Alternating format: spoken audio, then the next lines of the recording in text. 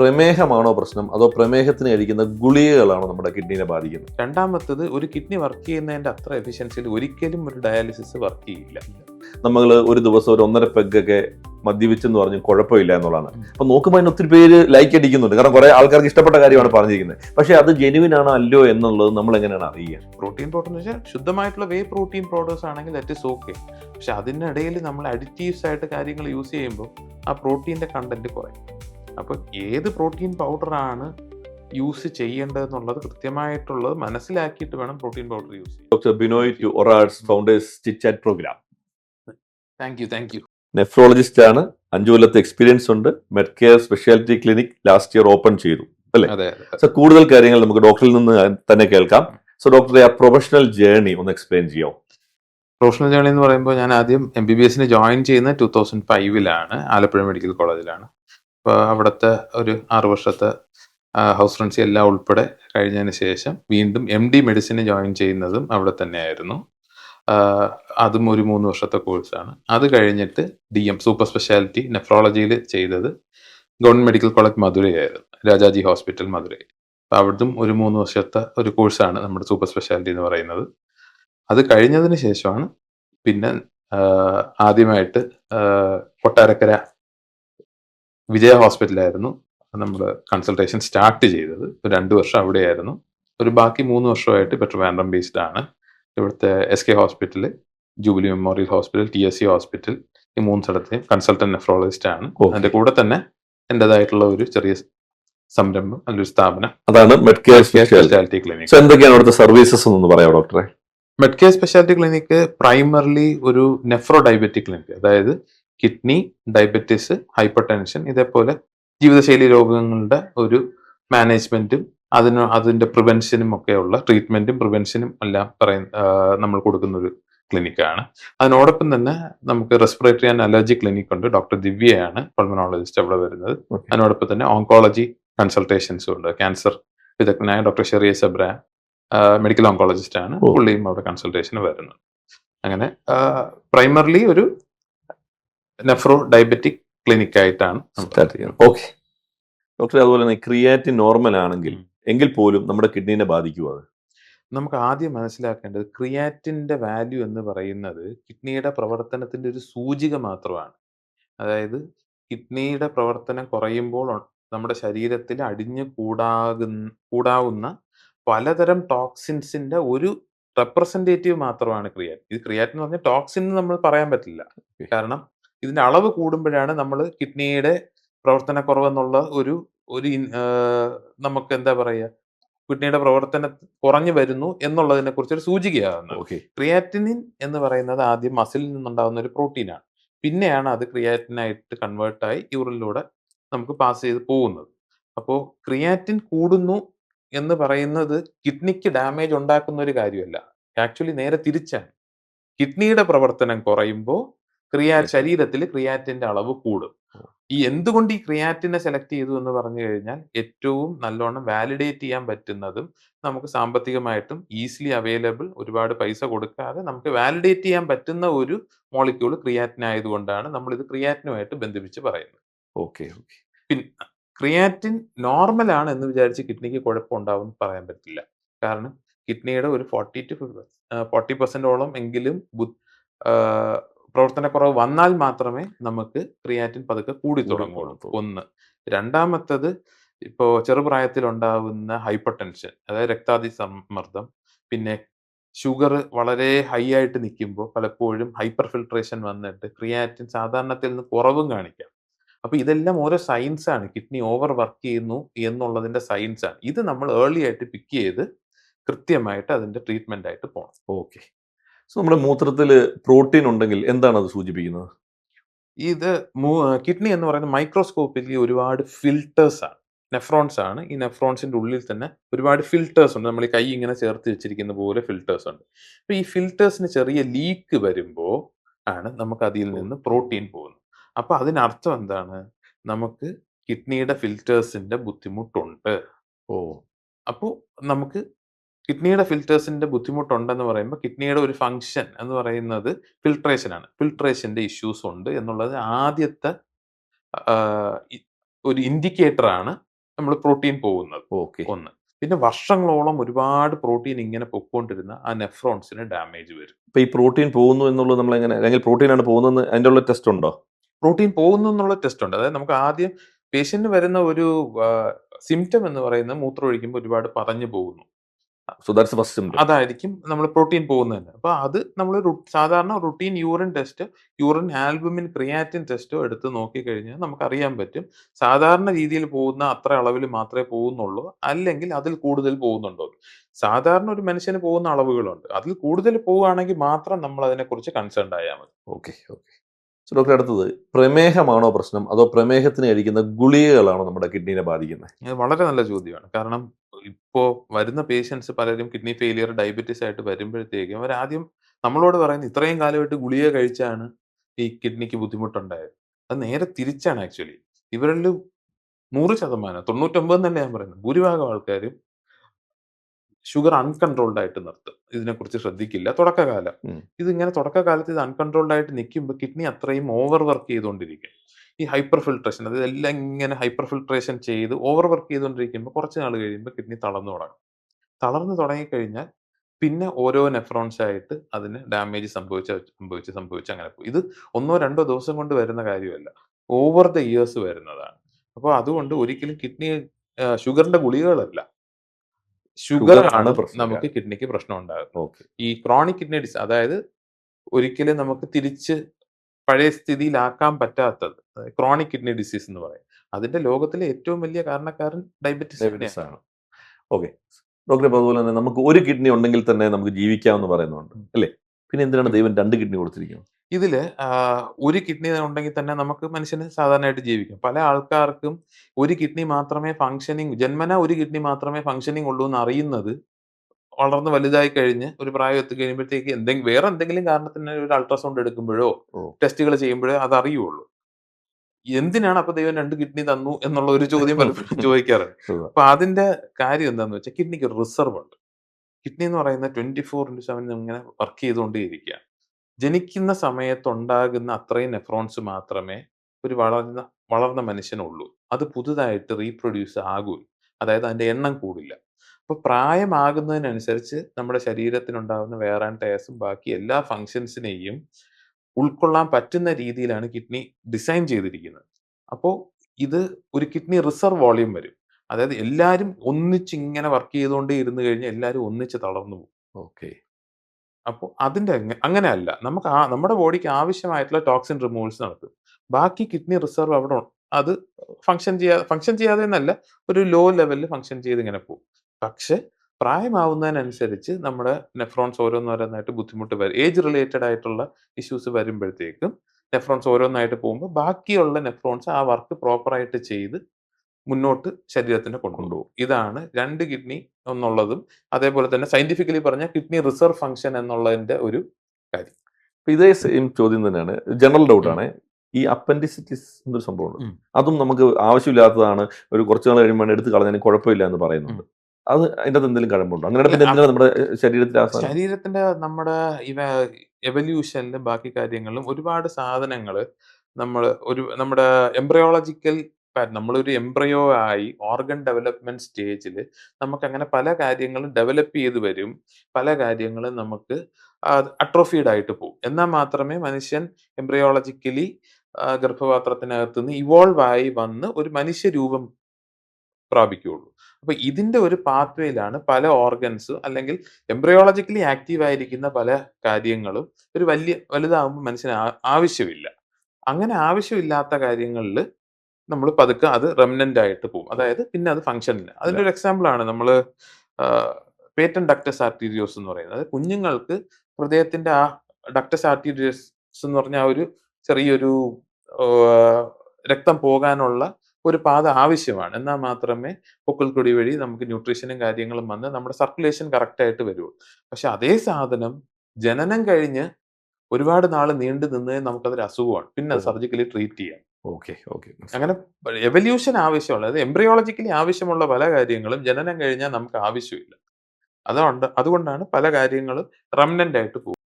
ഡോക്ടറെ, creatine level 1.3 എന്നുള്ളത് normal ആണോ? ക്രിയാറ്റിൻ ലെവൽ 1.3 എന്ന് പറയുന്നത് നോർമലാണെന്ന് നമുക്ക് അപ്പൊ പറയാൻ പറ്റില്ല. നമ്മൾ അപ്പോഴാണ് ഈ എസ്റ്റിമേറ്റഡ് GFR ലെവൽസ് നോക്കുന്നത്. ഈ ക്രോണിക് കിഡ്നി ഡിസീസിന്റെ ഡെഫിനിഷനിൽ തന്നെ ഇന്റർനാഷണൽ ഡെഫിനിഷൻ കെഡിയുടെ ഡെഫിനിഷനിൽ തന്നെ നമുക്ക് GFR estimated GFR less than 60 ml per minute with implication to health എന്നും പറഞ്ഞൊരു കാര്യം കൂടെയുണ്ട്. അപ്പൊ ഇത് സയന്റിഫിക് ആയിട്ടുള്ള ഒരു എക്സ്പ്ലനേഷൻ ആണ്. അപ്പൊ ക്രിയാറ്റിൻ ലെവൽ വെച്ചിട്ട് നമ്മൾ ആദ്യം GFR കാൽക്കുലേറ്റ് ചെയ്യുക. അതായത് ഗ്ലോമറുലാർ ഫിൽട്രേഷൻ റേറ്റ് കാൽക്കുലേറ്റ് ചെയ്യും. അതിൽ ലെസ് ദാൻ 60 ആണ് നമ്മൾ ക്രോണിക് കിഡ്നി ഡിസീസ് സ്റ്റേജ് 3 എന്ന് പറയുന്നത്. അതിനെ ആണ് നമ്മൾ ഈ കിഡ്നി ഡിസീസ് എന്ന് പൊതുവായിട്ട് നമ്മൾ കണക്കാക്കുന്നത്. GFR ലെവൽസ് 60ൽ താഴ്ന്ന് നിൽക്കുകയാണെങ്കിലും അത് പേഷ്യന്റിന്റെ ഹെൽത്തിന് ഇംപ്ലിക്കേഷൻസ് ഇല്ല. അതായത് ഹെൽത്തിനെ ബാധിക്കുന്ന ഒരു സാധനം പോലും ഇല്ല എന്നുണ്ടെങ്കിൽ നമുക്കതിനെ മരുന്ന് കൊടുത്ത് ട്രീറ്റ് ചെയ്യേണ്ട ആവശ്യമില്ല. ഓക്കെ. അതാണ് ഒരു ക്ലാരിറ്റി വേണ്ടത്. രണ്ടാമത്തത് ചില ആൾക്കാർക്ക് ക്രിയാറ്റിൻ ലെവൽ 1.3യോ 1ഓ അങ്ങനെ വല്ലതുമായിരിക്കും. അപ്പോഴാണ് ഈ ഡെഫിനിഷന്റെ വേറൊരു പാർട്ടുണ്ട്. Structural or functional abnormality. അതായത് ഘടനാപരമായിട്ട് എന്തെങ്കിലും ബുദ്ധിമുട്ടുണ്ട്, അല്ലെങ്കിൽ ഫങ്ഷണൽ എന്തെങ്കിലും ബുദ്ധിമുട്ടുണ്ട്. പക്ഷെ അപ്പോഴും ക്രിയാറ്റിൻ നോർമലാണ്. അങ്ങനെയാണെങ്കിലും നമ്മൾ കിഡ്നിയുടെ അസുഖം ഉണ്ടെങ്കിൽ അത് കിഡ്നിക്ക് ബുദ്ധിമുട്ടുണ്ട് എന്നുള്ളതായിട്ട് തന്നെ കണക്കാക്കേണ്ടി വരും. കാരണം ചില കാര്യങ്ങളുണ്ട്. ക്രിയാറ്റിൻ നോർമൽ ആയിരിക്കും. പക്ഷെ ജന്മന കിഡ്നിയിൽ കുമിളകൾ, സിസ്റ്റുകൾ വരും. Autosomal dominant polycystic kidney disease എന്ന് പറയും. ഓട്ടോസോമൽ റിസസീവ് ഒക്കെയാണ്. അപ്പൊ പലതരമുണ്ട്. ജന്മനാ ഉള്ള ഇത്തരം അസുഖങ്ങൾ തുടക്കത്തിൽ ക്രിയാറ്റിൻ നോർമൽ ആയിരിക്കും. പക്ഷെ ആ സമയത്ത് കിഡ്നിക്ക് ബുദ്ധിമുട്ടില്ല എന്നുള്ളതല്ല അതിന്റെ അർത്ഥം. നമ്മൾ അത് ഫോളോ അപ്പ് ചെയ്യണം. ഈ autosomal dominant polycystic kidney disease നമ്മൾ ഫാമിലിയിൽ, അതായത് കുടുംബപരമായിട്ട് വരുന്ന ഒരു അസുഖമാണ്. ഹെറിഡിറ്ററി ആയിട്ട് വരുന്ന അസുഖം. അപ്പൊ അതിന് നമ്മൾ ഫോളോ അപ്പ് ചെയ്യണം. ഒരാൾ കണ്ടുപിടിച്ചു കഴിഞ്ഞാൽ ഉറപ്പായിട്ടും നമ്മൾ അവരുടെ സഹോദരങ്ങൾക്ക് നോക്കണം, മക്കൾക്ക് നോക്കണം, അച്ഛനും അമ്മയ്ക്കും ഉണ്ടോ എന്ന് നോക്കണം. എന്തായാലും 100% സ്ക്രീൻ ചെയ്തിരിക്കണം. അപ്പൊ അവരുടെ എല്ലാം ക്രിയാറ്റിൻ നോർമൽ ആയിരിക്കും. പക്ഷെ നമ്മൾ എന്ത് ചെയ്യണം? ഇവരെ ഒരു 3 മാസം കൂടുമ്പോഴോ 6 മാസം കൂടുമ്പോഴോ ഫോളോ അപ്പ് ചെയ്ത് ഈ കുമിളകൾ എത്ര വളരുന്നുണ്ട് ഇതെല്ലാം നമ്മൾ ഫോളോ അപ്പ് ചെയ്ത് പോകണം. അതുകൊണ്ട് ക്രിയാറ്റിൻ നോർമൽ ആണെന്നും പറഞ്ഞിട്ട് കിഡ്നിക്ക് കുഴപ്പമില്ല എന്ന അർത്ഥമില്ല. ഓക്കെ. ഡോക്ടർ, ഇപ്പം കിഡ്നിക്ക് എന്തെങ്കിലും പ്രശ്നം ഉണ്ടെങ്കിൽ അതിന്റെ സിംറ്റംസ് എന്താണ്? ഇനിഷ്യൽ സിംറ്റംസ് എന്തായിരിക്കും? കിഡ്നിയുടെ പ്രശ്നങ്ങൾക്ക് സാധാരണ തുടക്കകാലത്ത് സിംറ്റംസ് ഉണ്ടാകില്ല. ഒരു 40% 50% ഒക്കെ അതൊരു വേഴ്സൺ ആയിക്കഴിഞ്ഞാൽ മാത്രമേ സിംറ്റംസ് സ്റ്റാർട്ട് ചെയ്യുള്ളൂ. അതും പലപ്പോഴും പല ആൾക്കാർക്കും പിന്നെയും സിംറ്റംസ് ഉണ്ടാവില്ല. സിംറ്റംസ് ഉണ്ടാകുന്നത് കൂടുതലും കിഡ്നിയുടെ ഒരു 30% മാത്രമേ ഫങ്ഷനിങ് ഉള്ളൂ, 40% മാത്രമേ ഫങ്ഷനിങ് ഉള്ളൂ. അങ്ങനെയുള്ള ലെവലിലാണ് കിഡ്നി അസുഖത്തിന്റെ കാരണമുള്ള സിംറ്റംസ് ഡയറക്റ്റ്ലി വരുന്നത്. പക്ഷെ എന്നിരുന്നാലും നമ്മൾ ശ്രദ്ധിക്കേണ്ട കുറച്ച് കോമൺ ആയിട്ടുള്ള കാര്യങ്ങളുണ്ട്. ഒന്ന്, മൂത്രമൊഴിക്കുമ്പോൾ പത വരുന്നു. പതഞ്ഞാണ് മൂത്രം പോകുന്നത്. രണ്ടാമത്തത് കാലില് നീര് അല്ലെങ്കിൽ മുഖത്ത് നീരുണ്ടാവുക, മൂത്രത്തിന്റെ അളവ് കുറയുക, അല്ലെങ്കിൽ ചിലപ്പോ കുഞ്ഞുങ്ങൾക്കോ അല്ലാതെയോ മൂത്രം ഒഴിക്കുമ്പോൾ രക്തമായിട്ട് പോകാം, അല്ലെങ്കിൽ ചിലപ്പോൾ ഈ കട്ടൻ കാപ്പിയുടെ കളറിൽ പോവാം. അപ്പൊ ഇതൊക്കെ നമുക്കൊരു കോമൺ സിംറ്റംസ് ആണ്. ഇത്തരം കാര്യങ്ങൾ ഉണ്ടെങ്കിൽ എത്രയും പെട്ടെന്ന് ഉറപ്പായിട്ടും ഒരു നെഫ്രോളജിസ്റ്റിനെ കാണണം. ഇപ്പൊ ഒത്തിരി പേർക്ക് കിഡ്നി പ്രശ്നങ്ങൾ വരുന്നുണ്ട്. അതിനുള്ള കാരണം എന്താണ്? നമ്മുടെ കേരളത്തിൽ നമ്മുടെ ഒരു ചുറ്റുപാടിനനുസരിച്ചാണെങ്കിൽ അതിൽ ഏറ്റവും വലിയ വില്ലൻ ഡയബറ്റീസ് തന്നെയാണ്. ഭൂരിഭാഗം ആൾക്കാർ ഇപ്പോഴും മരുന്നുകൾ പഴിച്ചുകൊണ്ടിരിക്കുകയാണ്. മരുന്നുകൾ പഴിക്കുന്നതിന് പുറമെ ഇവർക്ക് തുടക്കകാലത്ത് ഇവരുടെ ഹിസ്റ്ററി എടുത്ത് നോക്കുമ്പോഴത്തേക്കും ആരുടെയും ഷുഗർ കൺട്രോൾഡേ അല്ലായിരിക്കും. അപ്പൊ അത് കാരണമാണ് ഷുഗറിന്റെ ഈ ഒരു ബുദ്ധിമുട്ടാണ് ഏറ്റവും കൂടുതൽ ക്രോണിക് കിഡ്നി ഡിസീസും ഡയാലിസിസിലോട്ട് എത്താനുള്ള ഒരു കാരണം. അല്ലാതെ തന്നെ പ്രഷർ, അതായത് രക്താതി സമ്മർദ്ദം നമ്മൾ പറയും, blood pressure, high blood pressure കിഡ്നിക്ക് ബുദ്ധിമുട്ടുണ്ടാക്കാം. ചില സമയത്ത് കിഡ്നി ബുദ്ധിമുട്ട് കാരണം ഹൈ ബ്ലഡ് പ്രഷർ വരാനും ഉണ്ട്. അപ്പോൾ ഈ കാര്യങ്ങൾ എന്തുകൊണ്ട് വരുന്നു എന്നുള്ളതാണ് നമ്മൾ നോക്കേണ്ടത്. പക്ഷെ എന്നാലും ഏറ്റവും ആദ്യത്തെ വില്ലൻ ഡയബറ്റീസ് തന്നെയാണ്. സോ ഒത്തിരി ഡോക്ടേഴ്സ് റീൽസ് ഇറക്കുന്നുണ്ട്. ഫോർ എക്സാമ്പിൾ, അത് ജെന്യുവൻ ആണോ അല്ലോ എന്ന് എങ്ങനെയാണ് അറിയുന്നത്? ഞാൻ ഈയിടെ ഒരെണ്ണം കണ്ടതാണ്. നമ്മൾ ഒരു ദിവസം ഒരു 1.5 പെഗ്ഗൊക്കെ മദ്യപിച്ചെന്ന് പറഞ്ഞ് കുഴപ്പമില്ല എന്നുള്ളതാണ്. അപ്പൊ നോക്കുമ്പോൾ അതിന് ഒത്തിരി പേര് ലൈക്ക് അടിക്കുന്നുണ്ട്. കാരണം കുറെ ആൾക്കാർക്ക് ഇഷ്ടപ്പെട്ട കാര്യമാണ് പറഞ്ഞിരിക്കുന്നത്. പക്ഷെ അത് ജെന്യുവൻ ആണോ അല്ലോ എന്നുള്ളത് നമ്മൾ എങ്ങനെയാണ് അറിയുക? ഇതാണ് ഇപ്പോഴത്തെ സോഷ്യൽ മീഡിയയിലുള്ളൊരു വലിയൊരു ഇഷ്യൂ. ഇത് കറക്റ്റ് ആയിട്ടുള്ള കാര്യം ഏതാ, മിസ്ഇൻഫർമേഷൻ ഏതാന്നുള്ളത് നമുക്ക് തിരിച്ചറിയാൻ ഭൂരിഭാഗം ആൾക്കാർക്കും പറ്റില്ല. ഇപ്പൊ ഞങ്ങള് ഡോക്ടേഴ്സ് ആയതുകൊണ്ട് മോഡേൺ മെഡിസിൻ ഇത്രയും നാളും പഠിച്ച് അതിന്റെ എവിഡൻസ് ബേസ്ഡ് മെഡിസിൻ ആയിട്ടുള്ള കാര്യങ്ങൾ പ്രാക്ടീസ് ചെയ്ത് വരുന്നതുകൊണ്ട് ഇവര് ഈ പറയുന്നത് ശരിയാണോ തെറ്റാണോ എന്നുള്ളത് അറിയാൻ പറ്റും. പക്ഷെ ഇതിന്റെ മിസ്ഇൻഫർമേഷൻ എന്ന് പറയുന്ന ഒരു വലിയ പ്രശ്നം തന്നെയാണ്. ഇപ്പോ പറഞ്ഞതുപോലെ ഈ മദ്യം ഒരു ചെറിയ അളവിൽ കഴിക്കാം എന്ന് പറയുന്നത് അത് തെറ്റാണ്. ആക്ച്വലി ആൽക്കഹോൾ ഏത് അളവിലാണെങ്കിലും ചെറുതോ വലുതോ ഏത് അളവിലാണെങ്കിലും ശരീരത്തിന് ദോഷം ചെയ്യുന്ന ഒരു കാര്യമാണ്. എസ്പെഷ്യലി കിഡ്നി പേഷ്യൻസിനാണെങ്കിൽ ആൽക്കഹോൾ ഇൻടേക്ക് എന്ന് പറയുന്നതോ സ്മോക്കിങ്ങോ വേറെ ഒരു റിസ്ക് ഫാക്ടേഴ്സ് ഇല്ലെങ്കിൽ പോലും അവരുടെ കിഡ്നി ബുദ്ധിമുട്ട് പ്രോഗ്രസ് ചെയ്ത് പോകാൻ ഇത് റിസ്ക് ഫാക്ടറാണ്. അതുപോലെ തന്നെ ശരീരത്തിന്റെ എല്ലാ അവയവങ്ങളുടെ ബുദ്ധിമുട്ട് ഇപ്പൊ ക്രോണിക് ലിവർ ഡിസീസ് ആകട്ടെ, ഡയബറ്റിസ് ആവട്ടെ, ഹൈപ്പർ ടെൻഷൻ ആകട്ടെ, ഇതിനെല്ലാം മോശമായിട്ടേ ആൽക്കഹോളും സ്മോക്കിങ്ങും അഫക്റ്റ് ആവുള്ളൂ. അതുകൊണ്ട് അരപ്പെഗ്ഗാണെങ്കിലും ഒരു തുള്ളിയാണെങ്കിലും അതൊരിക്കലും നമുക്ക് ഗുണമല്ല. ഗുണമല്ല. അത് തെറ്റായിട്ടുള്ള ഇൻഫർമേഷനാ. അപ്പൊ ഈ എല്ലാ റീൽസും നമ്മൾ വിശ്വസിക്കേണ്ട കാര്യമില്ല. ഭൂരിഭാഗം റീൽസും നമുക്കിപ്പോ മിസ്ഇൻഫർമേഷൻ ആണ് തന്നോണ്ടിരിക്കുന്നത്. ഞാൻ അങ്ങനെ ഒരുപാട് റീൽസ് അങ്ങനെ കാണാറില്ല. ബട്ട് സ്റ്റിൽ ഞാൻ കാണുന്ന ഇതും പിന്നെ പേഷ്യൻസ് വന്ന് പറയും. അവര് ഈ പ്രഷർ കുറയ്ക്കാൻ വേണ്ടി മറ്റേ ഇല തിളപ്പിച്ച് കുടിക്കുക, പിന്നെ പുളിഞ്ചിക്ക ജ്യൂസ് അടിച്ച് കുടിക്കുക. ഉവ്വ. ഇതൊക്കെ ശരീരത്തിന് മോശമാണ്. കാരണം പുളിഞ്ചിക്ക ജ്യൂസ് അടിച്ച് കുടിച്ചു കഴിഞ്ഞ പലരും ഓക്സലേറ്റ് നെഫ്രോപ്പതി ആയിട്ട് അതായത് അബ്സല്യൂട്ട് കിഡ്നി ഷട്ട് ഡൗണിൽ നമ്മുടെ മുന്നിൽ എത്തിയിട്ടുണ്ട്. ഓ. അതുപോലെ തന്നെ ഈ മഞ്ഞള് കരളിന് നല്ലതാണെന്നും പറഞ്ഞിട്ട്. Correct. അതൊക്കെ എന്ന് പറയുന്നത് ഇവര് പറയുന്ന ലെവലില് ഇത് ഏതെങ്കിലും ഒരു പേപ്പറില് എന്തെങ്കിലും അത് കൃത്യമായിട്ട് അളവും അതിന്റെ ഏത് മോളിക്യൂൾ ആണ് ഇതിന് ഓക്കെ എന്നുള്ളതൊക്കെ പറഞ്ഞു. ഇതൊന്നും ആയിരിക്കില്ല പറയുന്നത്. ഇത് പറഞ്ഞ് വരുമ്പഴത്തേക്കും ഒരു ഒരു കുറേ മഞ്ഞൾ എടുത്ത് വെച്ച് ആഹ് ഇത് ജ്യൂസാക്കിയോ വേറെ എന്തെങ്കിലും കാര്യങ്ങളാക്കിയോ കുടിക്കും. കുറുക്കി കുടിക്കും. കുറുക്കി കുടിച്ച് കഴിയുമ്പോൾ ലിവർ ഫെയിലിയർ, ബ്ലീഡിങ് മരണത്തിലേക്ക് പോകും. അതുകൊണ്ട് ഒരിക്കലും ഒരു ഭക്ഷണവും നമുക്ക് ഒരു മരുന്നായിട്ട് നമുക്ക് കണക്കാക്കാനേ പറ്റില്ല. ദയവ് ചെയ്ത് ഇങ്ങനെ ഈ ഈ വേരുകള് കുറുക്കി കുടിക്കുക, പൊടിച്ച് കഴിക്കുക, ഇലകള് കുറുക്കി കുടിക്കുക. എന്താണെങ്കിലും അത് ഒരിക്കലും ഒന്നിനും മരുന്നല്ല. ഡോക്ടറെ പെയിൻ കില്ലർ ഉണ്ട്, ഉം. അതുപോലെ തന്നെ ആന്റിബയോട്ടിക്, അതുപോലെ തന്നെ ഹെൽത്ത് സപ്ലിമെന്റ്സ്. ഇതിൽ ഏതാണ് നമ്മുടെ കിഡ്നീനെ കൂടുതലായിട്ട് ബാധിക്കുന്നത്? ഇത് പെയിൻ കില്ലേഴ്സ് ഡയറക്ട്ലി എഫക്ട് ചെയ്യും. അത് എല്ലാ പെയിൻ കില്ലേഴ്സും അല്ല. നമുക്ക് NSAID non steroidal anti inflammatory drugs അതാണ് ബേസിക്കലി നമുക്ക് കിഡ്നിയെ ഡയറക്റ്റ് ആയിട്ട് ബാധിക്കുകയും അതിലോട്ടുള്ള രക്തഓട്ടത്തിന് വ്യതിയാനം ഉണ്ടാക്കുകയും ചെയ്യുന്നു. പക്ഷേ ഓപ്പിയോയിഡ് അനാൽജസിക്സ് ഉണ്ട്. അത് കിഡ്നിയെ വലിയ രീതിയിൽ ബാധിക്കില്ല. കുറച്ചും കൂടെ കിഡ്നി സേഫ് ആണ്. പിന്നെ ഹെൽത്ത് സപ്ലിമെന്റ്സ് എന്ന് പറഞ്ഞ് നമുക്കിപ്പോൾ കടയിൽ കിട്ടുന്ന കാര്യങ്ങൾ അതിന്റെ ഒരു കണ്ടന്റ് എടുത്ത് നോക്കിക്കഴിഞ്ഞാൽ തന്നെ നമുക്ക് മനസ്സിലാവും. ഇത് എത്രത്തോളം നമുക്ക് ഗുണകരമാണെന്ന്. വെറുതെ നല്ലോണം നല്ല രീതിയിൽ ഭക്ഷണം കഴിക്കാൻ പറ്റുന്ന ഒരാൾക്ക് ഒരു കാര്യത്തിനും ഒരു ഹെൽത്ത് സപ്ലിമെന്റ് ആവശ്യം ഇല്ല. ഓക്കെ. അതാണ് ആദ്യത്തെ. നമുക്ക് സമീകൃതമായിട്ടുള്ള ഒരു ആഹാരം വേണം. നമ്മുടെ അവൈലബിൾ ആയിട്ടുള്ള ഫുഡ് പ്രോഡക്ട്സ് വെച്ചിട്ട് സമീകൃതമായിട്ടുള്ള ഒരു ആഹാരം വേണം. അതിനൊരു തർക്കവും ഇല്ല. പക്ഷേ ഇതിനിയിപ്പോ ഒരു എക്സ്ട്രാ ഒരു ആഹ്, എന്താ പറയുക ക്ഷീണം വന്നു. ഉടൻ തന്നെ മഗ്നീഷ്യം സപ്ലിമെന്റ് കഴിക്കുക. അല്ലെങ്കിൽ ഉടൻ തന്നെ വൈറ്റമിൻ ഡി വെറുതെ ചെക്ക് ചെയ്യാതെ വെറുതെ അങ്ങ് കഴിക്കുക. അല്ലെങ്കിൽ ഒരുപാട് സപ്ലിമെന്റ്സ് വെൽനെസ് എന്ന് പറഞ്ഞിട്ട് ഇപ്പൊ അതൊരു പ്രത്യേക ബിസിനസ് ആയിട്ട് ഒരു വന്നുകൊണ്ടിരിക്കുകയാണ്. ട്രെൻഡ് ആവുന്നുണ്ട്. അത് ട്രെൻഡ് മാത്രമല്ല അതൊരു ബിസിനസ് മാത്രമേ അതൊന്നും ഒരു ആബ്സല്യൂട്ട് മരുന്നുകളല്ല. ഇതിനൊക്കെ എവിഡൻസ് വേണം. ഇത് എത്രത്തോളം കഴിക്കണം? ഏത് വേണം? എങ്ങനെ? ഫോർ എക്സാമ്പിൾ ഗ്രീൻ ടീ ഒരു ഗുണവുമില്ല. എവിഡൻസ് ബേസ്ഡ് ആയിട്ട് നമ്മളിപ്പോ കഴിക്കുന്ന അളവിലോ കാര്യങ്ങളിലോ ഒന്നും ഒരു കാര്യവും ഇല്ല അതിന്. അപ്പൊ ഇതേപോലെ തന്നെ ഒരുപാട് സപ്ലിമെന്റ്സ് നമുക്ക് ഒരുപാട് പൈസ കൊടുത്ത് നമ്മൾ ചെയ്യും. ഇപ്പം ഫോർ എക്സാമ്പിൾ പലരും പ്രോട്ടീൻ പൗഡർ യൂസ് ചെയ്യാൻ വേണ്ടി പറയും. Correct. ഓക്കെ. നമ്മുടെ ഇവിടെ കിട്ടുന്നത് പല പ്രോട്ടീൻ പൗഡേഴ്സും കിട്ടുന്നത് ഇസ് അതിന്റെ കണ്ടന്റ്സ് എടുത്ത് നോക്കിക്കഴിഞ്ഞാൽ അതിൽ എത്ര പ്രോട്ടീൻ ഉണ്ടെന്നുള്ളത് നോക്കാം. അതിൽ എത്ര കാർബോഹൈഡ്രേറ്റ്സ്, എത്ര കാലറി വരുന്നു എന്നുള്ളത് നോക്കാം. പ്രോട്ടീൻ പൗഡർ എന്ന് വെച്ചാൽ ശുദ്ധമായിട്ടുള്ള പ്രോട്ടീൻ പൗഡേഴ്സ് ആണെങ്കിൽ ദാറ്റ് ഈസ് ഓക്കെ. പക്ഷെ അതിനിടയിൽ നമ്മൾ അഡിറ്റീവ്സ് ആയിട്ട് കാര്യങ്ങൾ യൂസ് ചെയ്യുമ്പോൾ ആ പ്രോട്ടീന്റെ കണ്ടന്റ് കുറയും. അപ്പൊ ഏത് പ്രോട്ടീൻ പൗഡറാണ് യൂസ് ചെയ്യേണ്ടതെന്നുള്ളത് കൃത്യമായിട്ടുള്ളത് മനസ്സിലാക്കിയിട്ട് വേണം പ്രോട്ടീൻ പൗഡർ യൂസ് ചെയ്യാൻ.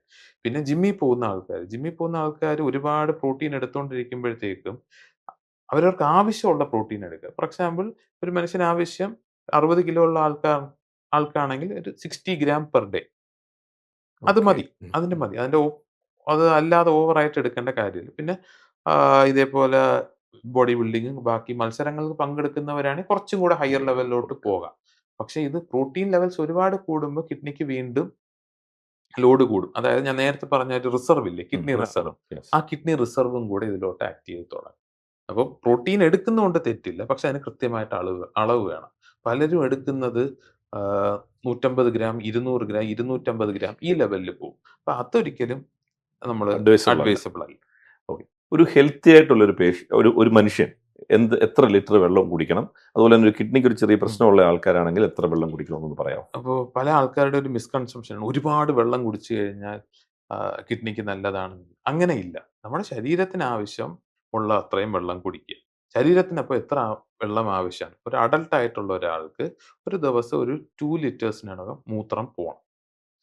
അതിന് നമ്മൾ ഏകദേശം ഒരു 2.5-3 ലിറ്റേഴ്സ് ഡിപ്പെൻഡിങ് ഓൺ നമ്മുടെ അന്തരീക്ഷത്തിന്റെ ടെമ്പറേച്ചറും അതിന്റെ ഹ്യൂമിഡിറ്റിയൊക്കെ വെച്ചിട്ട് എത്രത്തോളം വിയർക്കുന്നു എന്നുള്ളതൊക്കെ വെച്ചിട്ട്. അപ്പോൾ അതിനനുസരിച്ച് നമുക്ക് 2.5-3 ലിറ്റേഴ്സ്. അതിനപ്പുറം വെറുതെ വെള്ളം കുടിച്ചുകൊണ്ടിരിക്കേണ്ട കാര്യമില്ല. ഓക്കെ. പിന്നെ കിഡ്നി ഡിസീസ് ഉള്ളവർക്ക് നമുക്ക് വെള്ളത്തിന്റെ അളവ് കുറയ്ക്കണം. ഇല്ലെങ്കിൽ വെള്ളം റീറ്റെയിൻ ചെയ്യും. ശരീരത്തിൽ റീറ്റെയിൻ ചെയ്ത് ശ്വാസം മുട്ടായിട്ട് വരും. ഓക്കെ. ഓക്കെ. ഡോക്ടർ എപ്പോഴാണ് ഈ ഡയാലിസിസ് എന്ന സംഭവം ചെയ്യേണ്ടി വരിക? ഡയാലിസിസ് എന്ന് പറയുന്ന സംഭവം നമുക്ക് ഇപ്പം എല്ലാവരും അയ്യോ ഡയാലിസിസോ എന്ന് പറയുന്ന ഒരു സിറ്റുവേഷൻ. അത് ഒരു നെഫ്രോളജിസ്റ്റ് ആണെങ്കിൽ നമ്മൾ ഏറ്റവും ലാസ്റ്റ് റിസോർട്ടായിട്ട് മാത്രമേ ഡയാലിസിസിനെ കണക്കാക്കുകയുള്ളൂ. അതായത് കിഡ്നിക്ക് ഇനി ടോക്സിൻസ് റിമൂവ് ചെയ്യാനുള്ള ശേഷിയില്ല. ശരീരത്തിലെ ടോക്സിൻസ് കൂടിക്കഴിഞ്ഞാൽ ബാക്കി അവയവങ്ങളുടെ പ്രവർത്തനം കുറയും നമ്മൾ മനസ്സിലാകുമ്പോൾ കിഡ്നിക്ക് അത് മാറ്റി കൊടുക്കാനുള്ള ശേഷിയില്ല. അപ്പോൾ കിഡ്നിക്ക് പകരമായിട്ടുള്ള ഒരു സംവിധാനമായിട്ടാണ് ഡയാലിസിസ് നമ്മൾ കാണേണ്ടത് ഒന്ന്. രണ്ടാമത്തത് ഒരു കിഡ്നി വർക്ക് ചെയ്യുന്നതിന്റെ അത്ര എഫിഷ്യൻസിയിൽ ഒരിക്കലും ഒരു ഡയാലിസിസ് വർക്ക് ചെയ്യില്ല. കിഡ്നിയുടെ എല്ലാ പ്രവർത്തനങ്ങളും ഒരു ഡയാലിസിസ് മെഷീന് ചെയ്യാൻ പറ്റില്ല. ശരീരത്തിലുള്ള എല്ലാ അഴുക്കുകളും ഒരു ഹീമോഡയാലിസിസ് മെഷീന് വഴി നമുക്ക് മാറ്റിയെടുക്കാൻ പറ്റില്ല. ഇതിന്റെ ഒരു പെർസെന്റേജ് മാത്രമേ മാറ്റിയെടുക്കാൻ പറ്റുള്ളൂ. ഇതിന്റെ ഡെഫിനിറ്റീവ് ട്രീറ്റ്മെന്റ് എന്ന് പറയുന്നത് വൃക്ക മാറ്റിവെക്കൽ ശസ്ത്രക്രിയ തന്നെ. ഓക്കെ. അത് നമുക്ക് ഹെവി എമൗണ്ട് വരുന്നതാണോ ഇവർക്ക് മറ്റേ ഹെവി ശസ്ത്രക്രിയ? എമൗണ്ട് എന്നുള്ളത് നമുക്ക് എപ്പോഴും ഇവിടത്തെ ഒരു പ്രശ്നം വരുന്നത് ആരാണ് വൃക്കദാതാവ് എന്നുള്ളത്. പല ഓക്കെ. ആൾക്കാർക്കും പൈസ കാണും. ഓക്കെ. പൈസ കാണും. നമ്മുടെ ഡോണറെ കിട്ടത്തില്ല. ഡോണർ ഇല്ലാത്തുള്ളതാണ് ഏറ്റവും വലിയ പ്രശ്നം. നമ്മുടെ ഓക്കെ. ഗവൺമെന്റ് ഹോസ്പിറ്റൽസ് ഒക്കെ ഒരുപാട് കിഡ്നി ഡൊണേഷൻസും അതിനുള്ള ശസ്ത്രക്രിയയുടെ എല്ലാ കാര്യങ്ങളും നല്ല ആക്റ്റീവായിട്ട് നടക്കുന്നുണ്ട്. ഇപ്പൊ ഈ ഇടയ്ക്ക് തന്നെ നമ്മുടെ കേരളത്തിലെ കേസോട്ടോ, അതായത് നമ്മുടെ ഓർഗൻ ഡൊണേഷന്റെ യെസ്. അപ്പോ ഏറ്റവും നല്ല രീതിയിൽ ആ പദ്ധതി നല്ല രീതിയിൽ കൊണ്ടുപോകുന്നതിന്റെ നാഷണൽ അവാർഡ് നമുക്ക് ഈ ഇടയ്ക്കാണ് നമുക്കിത് കിട്ടിയത്. ഓ, ഓക്കെ. അപ്പോ നമ്മുടെ കേരളത്തിൽ ആ കാര്യങ്ങളൊക്കെ നടക്കുന്നുണ്ട്. പക്ഷെ അത് ഇനിയും ഇംപ്രൂവ് ആകാനുണ്ട്. അത് ഇംപ്രൂവ് ആയി വരുമ്പഴത്തേക്ക് നമ്മൾക്ക് ഈ ഡയാലിസിസിലുള്ള ഒരുപാട് പേഷ്യൻസിന് അതീന്നൊരു ആശ്വാസം കിട്ടും. കിട്ടും. ഓക്കെ. ഡോക്ടർ അതുപോലെ തന്നെ ഇപ്പോൾ ഒത്തിരി ഹോസ്പിറ്റൽസ് കോർപ്പറേറ്റ്സ് എടുക്കുന്നുണ്ട്. അപ്പോൾ ഈ കോർപ്പറേറ്റ്സ് വന്നു കഴിയുമ്പോൾ അതിന്റെ അഡ്വാൻറ്റേജസ് എന്തൊക്കെയാണ്? അതിന്റെ ഡിസഡ്വാൻറ്റേജസ് എന്തൊക്കെയാണ് എന്നുള്ളത് ഡോക്ടർ ഒന്ന് പറയാം. നമ്മളിപ്പം കേരളത്തിലാണ് അതൊരു നമ്മൾ റീസെന്റ്ലി ആയിട്ട് കണ്ടുവരുന്നതാണ്. കറക്റ്റ്. ഒരുപാട് വലിയ കോർപ്പറേറ്റ് ഭീമന്മാര് നമ്മുടെ ആശുപത്രികളെ ഏറ്റെടുക്കുന്നു എന്നുള്ളത്. ഇത് ഇവരുടെ കോർപ്പറേറ്റ്സിന്റെ ഉദ്ദേശം എന്ന് പറയുന്നത് വേറൊന്നുമല്ല പൈസ തന്നെയാണ്. അവർക്ക് ഒരാള് ഒരു ബിസിനസ്സിലോട്ട് പൈസ ഇട്ട് കഴിഞ്ഞാൽ അതിന്റെ റിട്ടേൺസ് അവർക്ക് കിട്ടണം. അപ്പൊ അതിനനുസരിച്ചുള്ള നമ്മുടെ ബില്ലുകളിൽ വ്യത്യാസം വരും. അതിനെ നമ്മൾ എതിർത്തിട്ടോ അല്ലെങ്കിൽ നമ്മൾ അങ്ങനെ വരൂല എന്ന് കണ്ണടച്ചിട്ട് കാര്യമില്ല. അത്തരം കാര്യങ്ങൾ വരും. പിന്നെ അതിന്റെ അഡ്വാൻറ്റേജ് എന്ന് എനിക്ക് തോന്നിയിട്ടുള്ള ഒരു കാര്യം എന്ന് പറഞ്ഞാൽ ഏറ്റവും മോസ്റ്റ് മോഡേൺ ആയിട്ടുള്ള ട്രീറ്റ്മെന്റ് എക്വിപ്മെന്റ്സും ബാക്കി കാര്യങ്ങളും നമുക്ക് പുറം രാജ്യങ്ങളിൽ പോകാതെ തന്നെ നമ്മുടെ അടുത്ത് തന്നെ കിട്ടും. അവൈലബിൾ ആയിട്ട് വരും. പക്ഷെ അതിന് എത്ര കോസ്റ്റ് ആകും? ഒന്ന്. നമുക്ക് ഇന്ത്യയിലുള്ള ഒരു ഹെൽത്ത് സിസ്റ്റത്തിന്റെ വളരെ വലിയ അഡ്വാൻറ്റേജ് ആണ് അഫോർഡബിൾ കോസ്റ്റ് എന്നുള്ളത്. അത് ഗവൺമെന്റ് ആയിട്ട് ആഹ്, പഴയ ഗവൺമെന്റുകളും പുതിയ ഗവൺമെന്റും എല്ലാവരും നിയന്ത്രിച്ച് നിർത്തുന്ന ഒരു സാധനമാണ്. നമുക്കൊരിക്കലും നമ്മുടെ ഇന്ത്യയിൽ നടക്കുന്ന ഒരു കോസ്റ്റ് എഫക്റ്റീവ് ആയിട്ട് വേറെ ഒരു പുറം രാജ്യങ്ങളിലോ ഒരു ഡെവലപ്ഡ് കൺട്രിയിലോ നമുക്ക് ട്രീറ്റ്മെന്റ് ചെയ്യാൻ പറ്റില്ല. അപ്പോൾ നമ്മുടെ സാഹചര്യത്തിനനുസരിച്ച് നമുക്ക് കോസ്റ്റ് എഫക്റ്റീവ് ആയിട്ടും കിട്ടണം.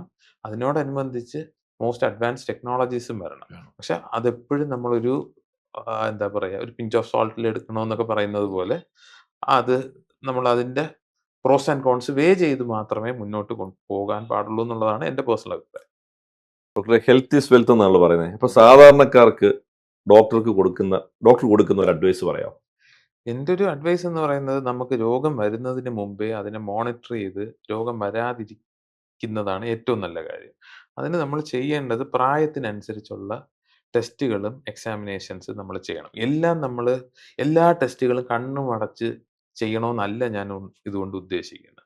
നമ്മുടെ ഓരോ പ്രായത്തിനനുസരിച്ച് നമുക്ക് വരാവുന്ന കോമൺ ആയിട്ടുള്ള അസുഖങ്ങൾ എന്താണെന്നുള്ളത് അറിഞ്ഞ് അതിനനുസരിച്ചുള്ള ആവശ്യമുള്ള ടെസ്റ്റുകൾ മാത്രം ചെയ്യുക.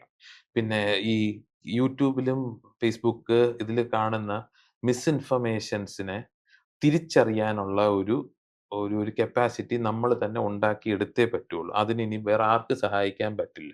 ഇപ്പൊ നമുക്ക് പരിചയമുള്ള ഡോക്ടേഴ്സുമായിട്ടും ജെന്യുയിൻ ആയിട്ടുള്ള ആൾക്കാരുമായിട്ടും ഒന്ന് നമുക്ക് ഇത്തരം കാര്യങ്ങൾ ചോദിച്ചു കഴിഞ്ഞാൽ, അല്ലെങ്കിൽ ജെന്യുയിൻ ആയിട്ടുള്ള ആൾക്കാരെ സോഷ്യൽ മീഡിയയിൽ ഫോളോ ചെയ്ത് കഴിഞ്ഞാൽ നിങ്ങൾക്ക് ആ കറക്റ്റ് എന്താണെന്നുള്ളത് അറിയാൻ പറ്റും. ഇപ്പോഴുള്ള മിസ്ഇൻഫർമേഷൻസ് പലതും നമുക്ക് മാറിക്കിട്ടും. പിന്നുള്ളത് ചില ആഹ്, ഏറ്റവും ഇമ്പോർട്ടന്റ് ആയിട്ടുള്ള കാര്യം ഡയബറ്റിസ്, ഹൈപ്പർ ടെൻഷൻ തുടങ്ങിയ ജീവിതശൈലി രോഗങ്ങൾ. അതിനെന്തുകൊണ്ടാ ജീവിതശൈലി രോഗങ്ങൾ എന്ന് പറയുന്നതെന്ന് വെച്ചാൽ, നമ്മുടെ ജീവിതശൈലി കൊണ്ട് തന്നെ നമുക്ക് ഇത് വരുന്നത് തടയാനോ, അല്ലെങ്കിൽ ഇതിനെ വളരെയധികം കൺട്രോൾ ചെയ്ത് പോകാനോ പറ്റുന്ന കാര്യങ്ങളുണ്ട്. അതുകൊണ്ടാണ് ഇതിനെ ജീവിതശൈലി രോഗങ്ങൾ എന്ന് പറയുന്നത്. അപ്പൊ നമ്മുടെ ജീവിതശൈലി എന്ന് പറയുന്നത് ആഹ്, എല്ലാത്തിനും ഒരു മിതത്വം വേണം. ഭക്ഷണ കാര്യത്തിനാണെങ്കിലും, നമ്മൾ കുടിക്കുന്ന കാര്യങ്ങളിലാണെങ്കിലും, നമ്മള് വർക്ക് ചെയ്യുന്ന കാര്യങ്ങളാണെങ്കിൽ, സ്ട്രെസ് എടുക്കുന്ന കാര്യം, എല്ലാത്തിലും ഒരു മിതത്വം ഉണ്ടെങ്കിൽ നമുക്കൊരു ബാലൻസിൽ പോകാൻ പറ്റും. ശരീരത്തിനെയും ആ രീതിയിൽ കൊണ്ടുപോകാൻ പറ്റും. അതുകൊണ്ട് ആഹ്, എല്ലാ കാര്യങ്ങളും ബാലൻസ്ഡ് ആയിട്ട് കൊണ്ടുപോകാനുള്ള ഒരു ശ്രമമാണ് നമ്മുടെ ഭാഗത്തുനിന്ന് വേണ്ടത്. ഓക്കെ. സോ സാധാരണക്കാർക്ക് നെല്ലും പതിരൂടെ വേർതിരിച്ചറിയാനുള്ള കഴിവ് വേണം. അതിന് ഞാൻ ഡോക്ടറോട് ഒരു അഡ്വൈസ് പറയുകയാണ്. ഡോക്ടർ ഒരു യൂട്യൂബ് ചാനൽ തുടങ്ങുക. എന്നിട്ട് സാധാരണക്കാരിൽ അത് എത്തിക്കുക. നമുക്കത് നോക്കണം. അത് ആക്ച്വലി ഈയിടെയായിട്ട് നമ്മൾ ഡോക്ടേഴ്സിനിടയിലുള്ള ഒരു ചർച്ചകളും അതാണ്. ശരിയായിട്ടുള്ള കാര്യങ്ങൾ നമ്മൾ പറഞ്ഞു കൊടുക്കാത്തത് കൊണ്ടായിരിക്കും നമ്മൾ പലരും ഇത്തരം സോഷ്യൽ മീഡിയയിൽ ആക്റ്റീവ് ആകാത്തത് കൊണ്ടായിരിക്കും തെറ്റായിട്ടുള്ള കാര്യങ്ങൾ ഒരുപാട് പൊങ്ങി വരുന്നത്. Correct, correct. ഡോക്ടറെ, മെഡ്കെയർ സ്പെഷ്യൽ ക്ലിനിക്കിന് എല്ലാവിധ ആശംസകളും നേരുന്നു. Thank you.